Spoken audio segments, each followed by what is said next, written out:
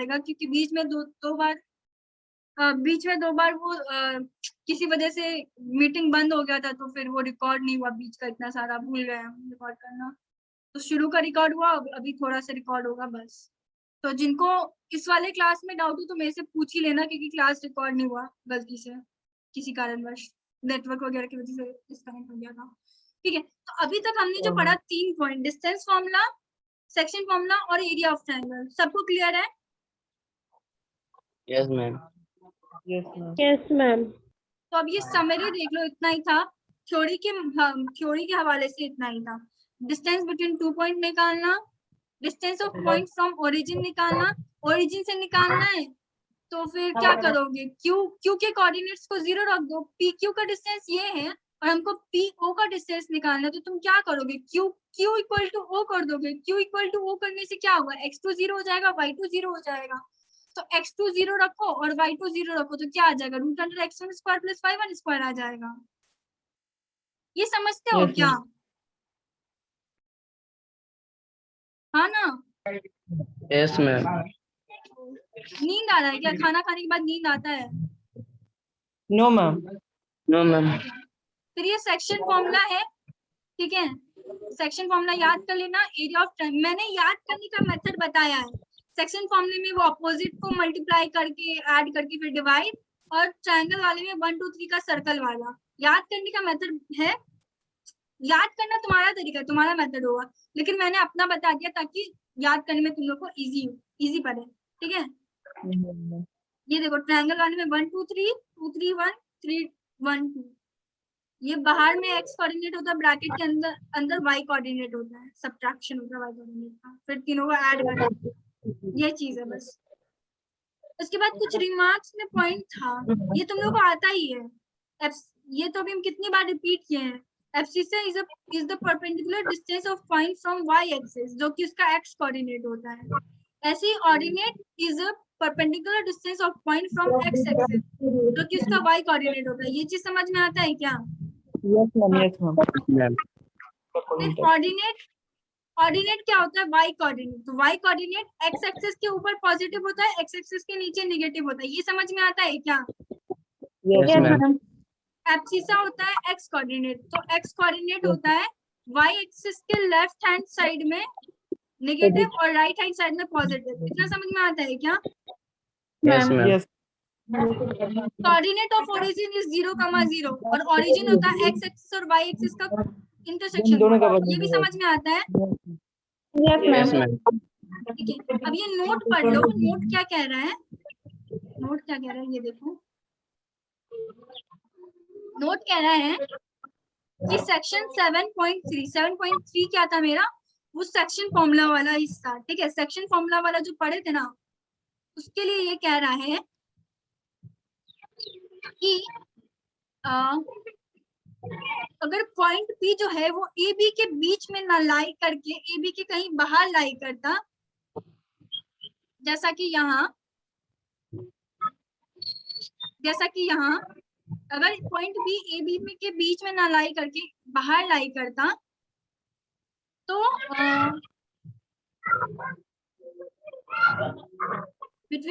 however if P does not lie between AB but lies on the line AB outside the line segment AB and PA is to PB is equal to M1 is to M2, we say that P divides externally the line segment AB.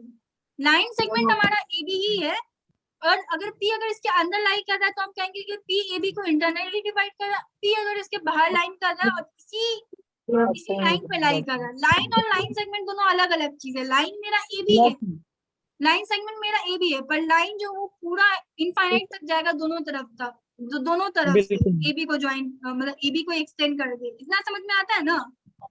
Yes तो ma'am. P AB के बाहर इसी line पे लाई कर रहा है, तो हम कहते हैं P जो है वो A और B को एक्सटर्नली डिवाइड कर रहा है।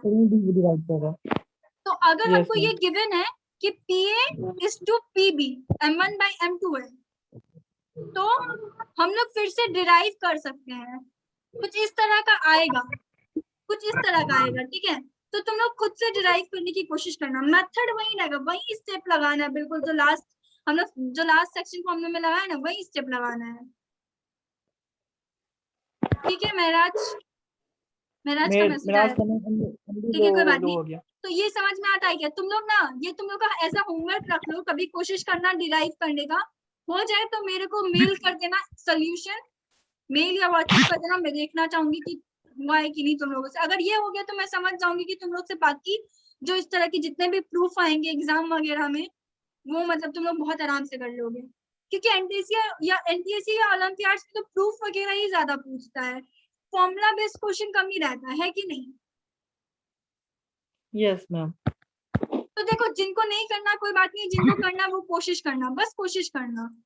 जिस तरह से सेक्शन फॉर्म जिस तरह से इंटरनल डिवीजन में किया था उसी तरह से इसमें भी करना है। तुम लोग अपनी तरीके से उसी को देख देख के कोशिश करना करने का, वही सेम तरीका है प्रूफ मतलब डिराइव करने का। ठीक है, कर लोगे? आवाज आ रही है मेरी? Yes ma'am. ठीक है, तो अब ये कुछ यूजफुल पॉइंट्स हैं, कुछ यूजफुल पॉइंट्स हैं। आ गया यार। तो कुछ क्या है ये यूजफुल पॉइंट, कि अगर हमको आइसोसेलेस ट्रायंगल, अगर हमको 3 पॉइंट दे दिया है, ठीक है, ट्रायंगल के लिए 3 कोऑर्डिनेट देगा, और अगर 3 कोऑर्डिनेट देके बोलेगा, मतलब वो क्वेश्चन किस तरीके का रहेगा कि coordinates of triangle ABC are this this this, अब बोलेगा कि proof this triangle is isosceles triangle. तो प्रूफ करने के लिए क्या करेंगे पता है, ए बी निकालेंगे, बीसी निकालेंगे, सी ए निकालेंगे, अगर तीनों में से कोई 2 इक्वल हो गया तो हम बोलेंगे कि ये आइसोसेलेस ट्रायंगल है। Yes ma'am. हाँ ना, कुछ बोलो। अगर हमको इक्विलेटरल ट्रायंगल निकालना पड़े तो देखो, हाँ, इक्विलेटरल ट्रायंगल के लिए क्या करेंगे, कोई बताओ, इक्विलेटरल ट्रायंगल का प्रॉपर्टी बताओ मेरे को। अच्छा, ट्रायंगल नहीं पढ़ा हुआ है क्या? मैम तीनों साइड इक्वल होता है, तीनों एंगल से इक्वल होता है। ये पता है, इक्विलेटरल ट्रायंगल में तीनों साइड इक्वल होता है, तो हम क्या यस मैम। तो हो करेंगे, जाएगा मेरे पास तीन वर्टिसेस का कोऑर्डिनेट दिया है, तो अगर हमको इक्विलेटरल ट्रायंगल प्रूफ करने पूछे या फिर वेरीफाई करने पूछे कि ये ट्रायंगल एबीसी है, एबीसी इक्विलेटरल है या नहीं, तो क्या करोगे? तो AB is equal to BC is equal to CA ma'am, proof करके दिखा देंगे। हाँ, बिल्कुल सही। ठीक है, और ऐसे है तो राइट एंगल ट्रायंगल वेरीफाई करने पूछे तो पाइथन मतलब पहले तो तुम ट्रायंगल दिया हो तो ए बी बी सी सी ए तीनों का डिस्टेंस निकाल लोगे, फिर चेक करोगे कि वो पाइथागोरस थ्योरम को सेटिस्फाई कर रहा है कि नहीं। Yes ma'am. अगर चार मतलब अगर तुमको बोले कि अगर तुमको 4 वर्टिसेस दे दे और मतलब 4 पॉइंट दे दे और बोले कि वेरीफाई करो कि क्या ये स्क्वायर फॉर्म कर रहा है कि नहीं, क्या करोगे? चारों का डिस्टेंस निकालो, मान लो ABCD है तो AB निकालोगे, BC निकालोगे। हाँ बताओ आदित्य, क्या बोल रहे थे? मैम अगर मैम स्क्वायर मतलब मैम प्रूफ करने के लिए बोलेगा तो चारों साइड इक्वल करके दिखा देंगे। हाँ, अच्छा, तुम लोग को इन सब का प्रॉपर्टीज पता है ना, स्क्वायर का, रोम्बस का, रेक्टेंगल का, पैरेललोग्राम का? Yes ma'am. Yes ma'am. तो यही चीज देखो, यही चीज अगर स्क्वायर बोले तो तुम लोग चारों लेंथ निकाल के देखोगे इक्वल है कि नहीं, अगर चारों इक्वल है तो वो स्क्वायर बोल देंगे। रोम्बस के लिए क्या करोगे साक्षी, रोम्बस के लिए क्या करोगी साक्षी, अनिका, जैनब? मेरी आवाज आ रही है क्या तुम लोग तक?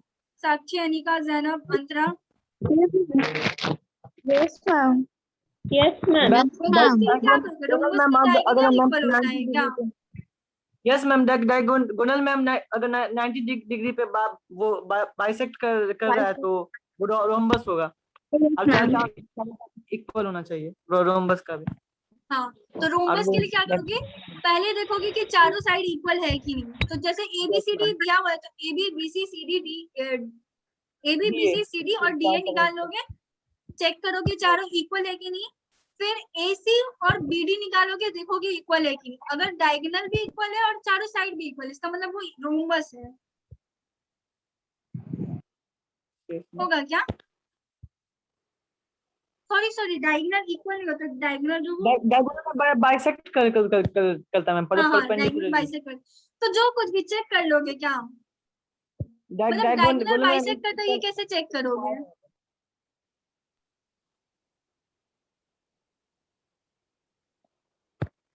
Yes ma'am. कैसे चेक करोगे आदित्य, बताना। ये तो चेक कर ले कि चारों साइड इक्वल है। बाकी रोमस के लिए जो दूसरा वाला पार्ट हमको अगर चेक करना होगा कि diagonals are unequal, establish that diagonals are unequal as the square is also rhombus। अच्छा, अगर ये चेक कैसे करोगे कि डायगोनल बाइसेक्ट कर रहा है कि नहीं, ये वैसे प्रूफ नहीं, मतलब प्रूफ करने की जरूरत नहीं है रोम्बस के लिए, लेकिन अगर ये कैसे चेक करोगे? what मैम की डायगोनल बाइसेक्ट कर रहा है कि नहीं? हाँ, ये कैसे चेक करोगे? जैसे रोम्बस स्क्वायर में भी तो बाइसेक्ट करता है डायगोनल नहीं करता है क्या? डायगोनल एक दूसरे को बाइसेक्ट नहीं करता स्क्वायर में। तो स्क्वायर में, रेक्टेंगल में, रोम्बस में, तीनों में बाइसेक्ट करता है। पर बात ये है कि स्क्वायर में डायगोनल इक्वल होता है, रेक्टेंगल में भी डायगोनल इक्वल होता है, पर रोम्बस में नहीं होता है। इक्वल हो तो होते हैं, पर परपेंडिकुलर बाइसेक्ट भी होते हैं स्क्वायर में। हम ये पूछ रहे हैं ना, ठीक है, हम ये अभी इस समय से कुछ भी नहीं पूछ रहे हैं कि मतलब कैसे, क्या रोम्बस है ये कैसे प्रूफ करोगे, या स्क्वायर है ये कैसे प्रूफ करोगे। हम ये पूछ रहे हैं डायगोनल बाइसेक्ट करता है ये कैसे प्रूफ करोगे। डायगोनल एक दूसरे को बाइसेक्ट कर रहा है ये कैसे प्रूफ करोगे। OA by OB is equals to OC by OD। नहीं ma'am, OA by OC equals to OB by OD। हाँ ठीक है, मतलब कुछ वैसा ही, मतलब जैसे दो डायगोनल है AD और सॉरी AC और BD। Yes ma'am. और वो दोनों O पे इंटरसेक्ट कर रहा है, तो पहले हम AC ले लेंगे और AC का मिड पॉइंट निकालेंगे और हम वो O मान लेंगे। और अब हम क्या करेंगे, अगर हाँ, उसके बाद हम चेक करेंगे कि O जो है वो इन दोनों से इक्वल डिस्टेंस पे है कि नहीं, यानी DO और BO का रेशियो निकालेंगे। अगर DO is equal to BO हो गया, इसका मतलब बाइसेक्ट कर रहा है क्या? Yes ma'am. ठीक है, तो मतलब ये कुछ पॉइंट्स है कि अगर आइसोसेलेस ट्रायंगल है या फिर स्क्वायर है या रोम्बस है या पैरेललोग्राम है तो कैसे क्या करना है। ठीक है, तो कभी भूल जाओ तो एक बार देख लेना, वैसे तो प्रॉपर्टी अगर पता है तो खुद ही कर लोगे। अब कोलिनियरिटी पता है क्या? कोलिनियर क्या होता है? Collinear points ma'am. हाँ, कोलिनियर पॉइंट्स। अगर हम बोले ABC तीनों पॉइंट कोलिनियर है, इसका मतलब क्या समझते हो तुम लोग? एक लाइन पे तीनों लाई कर रहा है। हाँ, तो अब ना कोलिनियरिटी चेक करने का मेरे पास दो मेथड आ गया है। कौन सा दो मेथड बताएं क्या? कोई बताना चाहेगा क्या? कोई भी एक कोलिनियरिटी प्रूफ करने का कोई एक मेथड भी बता दो। कोई कैसे मैं प्रूफ कर सकती कि ABC कोलिनियर है या नहीं?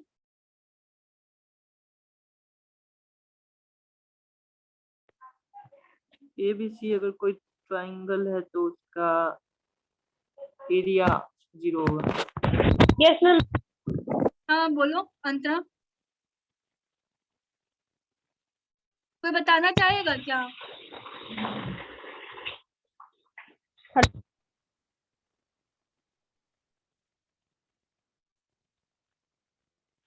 एक तो ये मेथड है कि अगर ABC तीनों एक ही पॉइंट पर लाई कर रहा है तो ट्रायंगल का एरिया 0 होगा क्या? या ट्रायंगल बनेगा ही नहीं, कुछ ऐसा हम लोग बोलेंगे। ऐसा कुछ होगा क्या? हाँ ना? Yes ma'am. यस तो मैम। एरिया, तुमको अगर ABC का कोऑर्डिनेट दिया हुआ और पूछे कि प्रूफ करो कि ABC कोलिनियर है, तो तुम लोग एरिया ऑफ ट्रायंगल ABC 0 कर दोगे क्या? अगर 0 आ गया तो हम बोल देंगे कि एक ही लाइन पे लाई कर रहा है और ये तीनों कोलिनियर है। ऐसा कर सकते हैं क्या? Yes ma'am. आदित्य, मैम अगर BC और AC तीनों इक्वल आपस में रहेगा तो वो भी हो जाएगा क्या इक्वल रहेगा? तो इक्वल नहीं, ये तुम ये पढ़ के बता रहे ना, ये इक्वल है मतलब तीनों का डिस्टेंस इक्वल नहीं लिखा है। रुको हम बताते हैं क्या लिखा है।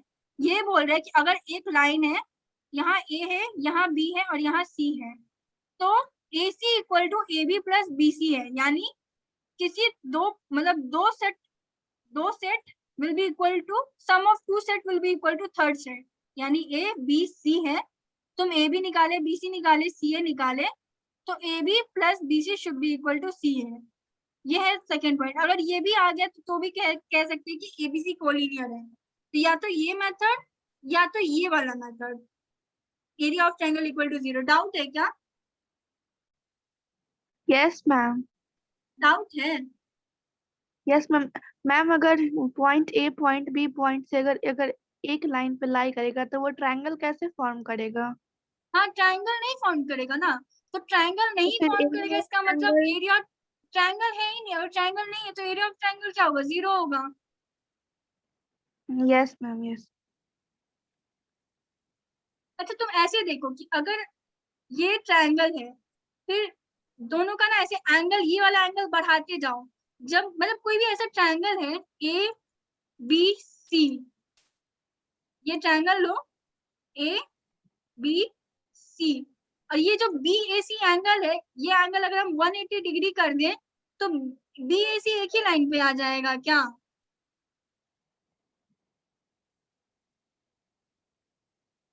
समझ में आ रहा है क्या? ये समझ में आ रहा है क्या?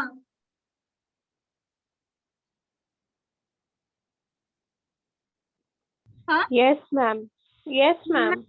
तो ये कर दो दीजिए। कंडीशन है। पहला ये कि या तो प्रूफ कर दो कि अगर ए बी सी एक लाइन पे कर रहा है लाई, तो A B plus B C should be equal to A C. तो इस तरह का अगर कुछ प्रूफ हो जाए तो हम कह देंगे कि तीनों पॉइंट कोलिनियर है। दूसरा कि area of triangle A B C equal to 0 होगा, क्योंकि ट्रायंगल फॉर्म ही नहीं करेगा, वो जो स्ट्रेट लाइन हो जाएगा। ये भी ठीक है, ओके मैम। ठीक है। और ओके मैम। चौथा है कि एरिया ऑफ क्वाड्रिलेटरल, ये एनसीईआरटी में नहीं है लेकिन एग्जाम में आ भी जाए तो कोई दिक्कत नहीं होना चाहिए, क्योंकि क्वाड्रिलेटरल दो ट्रायंगल से मिलके बना होता है। तो क्वाड्रिलेटरल अगर दो ट्रायंगल से मिलके बना होता है तो दोनों ट्रायंगल का एरिया निकाल के ऐड कर देंगे तो क्वाड्रिलेटरल का भी एरिया आ जाएगा। समझ में आता है क्या? Yes ma'am. Yes ma'am. ठीक है, तो कुछ बचा नहीं। इसके बाद क्या था कि कुछ क्वेश्चंस थे जो हमको सॉल्व करने थे, लेकिन अब क्योंकि बच्चे भी कम है और सबका डेटा भी खत्म है, तो दो चीज हो सकता है। या तो तुम लोग चाहते हो तो फिर ठीक है हम लोग सॉल्व करेंगे अभी, नहीं तो तुम लोग खुद से सॉल्व करना। यहाँ सोल्यूशन भी दिया है, पहले सोल्यूशन मत देखना, पहले खुद से सॉल्व करना। ये एनसीईआरटी के एक्सरसाइज के क्वेश्चंस है और ये एक एक्स्ट्रा ऐसी प्रूफ का क्वेश्चन है। सबके सोल्यूशन दिए हुए हैं, तो तुम लोग पहले खुद से सॉल्व करना। सजेशन है, पहले खुद से सॉल्व करना, फिर सोल्यूशन देखना। समझना, नहीं समझ में आएगा तो पूछ लेना मेरे से, मेल या व्हाट्सएप पे। ये कर लोगे क्या कि अभी सॉल्व करना है? दोनों में से जो यस मैम चाहोगे। कर लेंगे। अभी सॉल्व करना है? किसी को कोई है ऐसा जो अभी सॉल्व करना चाहते हैं?